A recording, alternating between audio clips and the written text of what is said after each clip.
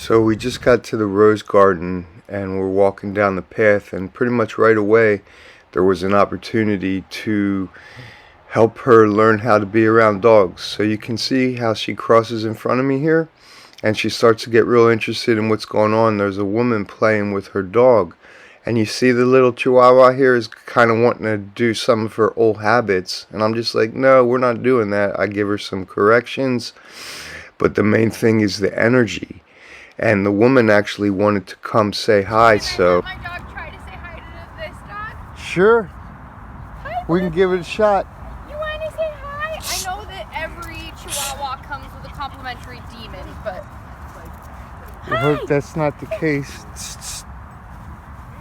hi, baby. Oh, this is a little dog. Look at you with your tongue out. Yeah, she has no teeth. I was gonna say this looks like an older bear. Outie, be nice. Oh my goodness, it's rare to see pups smaller than you, Tiny. Your dog is cute. Thank you. It's, What's this baby's name? Her name is actually Trouble.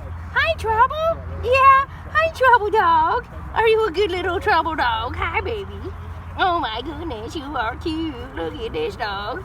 Oh, you like butt scratches? Oh, I got a lot of butt scratches. Hey, what's up? What's good, dog? What's good? You're so cute. Oh my goodness. Outie, look at this dog. This dog's bigger than you. Hi, baby. Oh my goodness, hi. Yeah, you're so cute. Hello, you're so cute. Look at that face. You're tiny. Yum, yum, yum, yum. Your little snoot looks like a pair of needle-nose pliers. She's You're funny. So pretty. She loves you. I think you're making your dog jealous. Hi, Outie. Oh, yeah. Oh, we're making friends. Oh, my goodness, we are. Oh, my goodness. What a cutie pup. Oh, lick. Oh, my goodness. Make sure this pup gets enough water. It's a hot day to be a black dog. No doubt. Thank you. You too.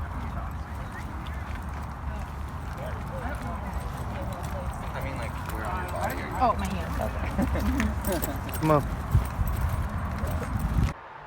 So you can see how I handled that. I made it very clear to the Chihuahua as the woman was approaching what my expectations were, and that we were going to handle this in a mature way, and I fed that energy to the dog throughout the whole interaction, and you could see how she participated in a healthy way.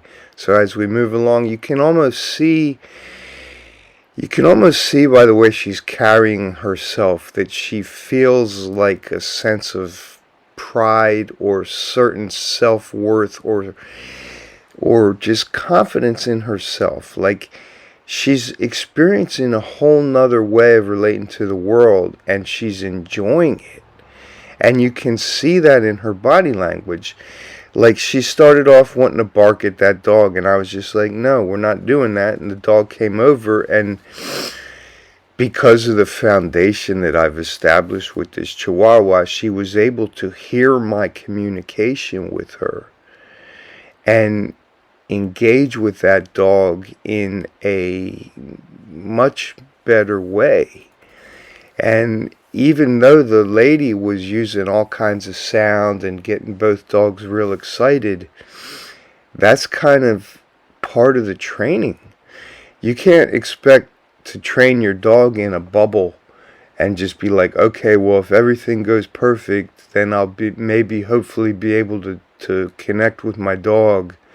No, you want things to come that are challenging. Like you want the challenges, because that's how you're going to help the dog navigate through them. So look at her here. I mean, she's happy as a clam. She's having the time of her life here. And all I'm doing is just treating her like a dog.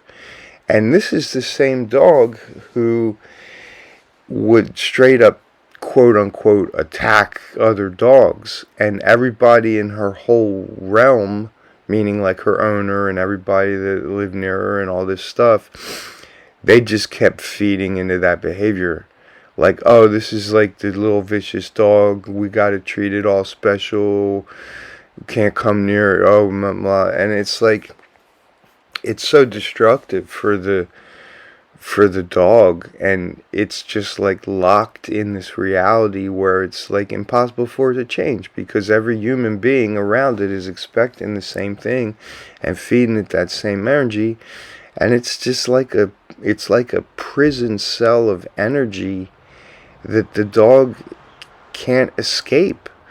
So that's what I do. I show the dog the escape route. They realize, hey, the grass is way greener over there. And once they have some seat time in there and really vibe with it for real and get to feel what it feels like to just be a normal dog and have boundaries and have rules and be corrected when you do stupid stuff, like all that stuff, the dog will choose that any day over being like misunderstood and nervous and doing stupid stuff. So as you can see, I'm just letting her do her thing. She's, I'm not hardly putting any boundaries on her at this point. She's doing awesome. I was really proud of her for the way she handled going by that other dog and interacting with it all nice. But when we disengaged from the other dog, I didn't make a big deal out of it and say, oh, you did so good or blah, blah, blah, because that would have made it feel like it was a big deal. We just walked away like normal, like, yeah, what else would you have done, Like, and that's the vibe that I'm trying to create with her. So you can see we go back to some sniffing stuff. We're just like walking around the park, just trying to, find opportunities for her to learn how to enjoy the day. So getting back to the title of this video, message from your Chihuahua. If your Chihuahua could talk, here's what it would tell you. I'm going to be the translator for your Chihuahua. The first thing it would say is, I'm a dog.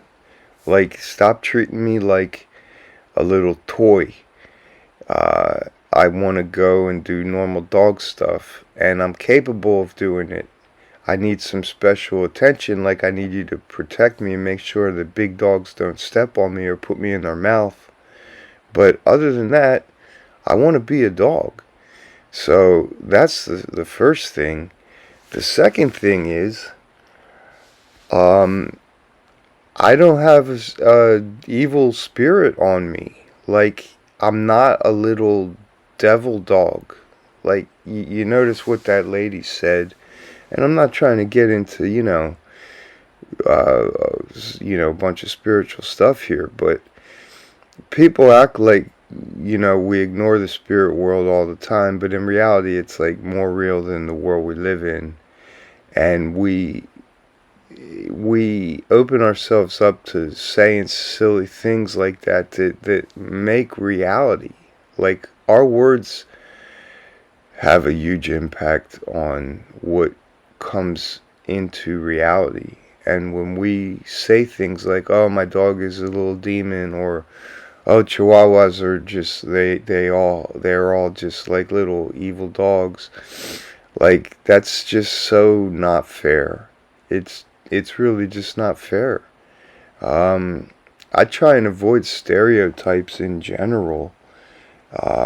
If if you look at the human species, that's a pretty good idea. There's so much diversity among human beings, different cultures. If you're ignorant and want to just stereotype different people into big, plain boxes that are easy for you to understand, you're going to wind up missing so much depth of life, so much beauty, so much opportunity to grow and learn and have true connections with people. And it's no different with dogs. Like, if you think you have a little, demon-possessed little bat dog, well, that's what you're going to experience, man. It's as simple as that. And, I got it. When I got into dog training, I was like really a big ambassador for pit bulls, because I think that is one of the most misunderstood breeds. They're such sweethearts. They love people. They're great with kids, and they're actually some of the most nurturing, caring, gentle, tender animals when it comes to relating with other animals. Like, you see pit bull, they'll adopt a litter of kittens and raise it like it's their own kittens. I mean, pit bulls are really sweet, and people think they're these vicious, evil dogs because they can be. And after spending a couple days with this Chihuahua, it's like, wow, maybe I'll double up now and be a pit bull / Chihuahua advocate, because these dogs get a bad rap, man, and it's the expectations of the people around them that keep them stuck, and it's really a shame. I think people are starting to wake up to the fact that we actually influence our reality by how we use our words.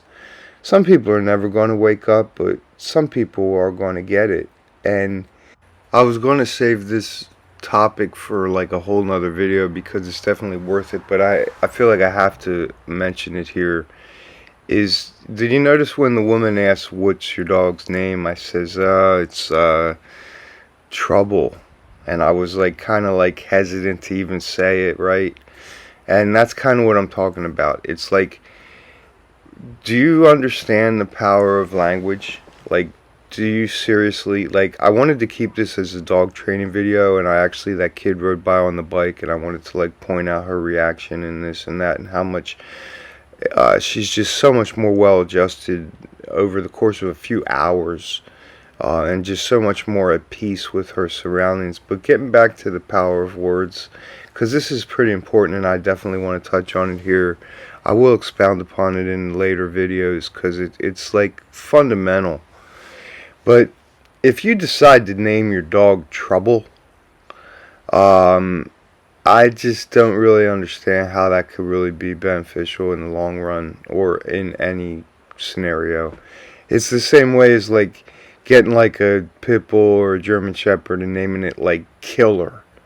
Like, okay, sure, yeah, I mean, it might be cute like once or twice, but I like literally pretty much kind of almost refuse to say this dog's name because I feel like it's not even fair to her. So we're getting ready to wrap it up, and I'm just going to leave it there, but toss that around in your brain for a little while and just maybe try and understand the power of the words that come out of your mouth and how they actually like really mean something. So thanks for watching the video. Have a great one.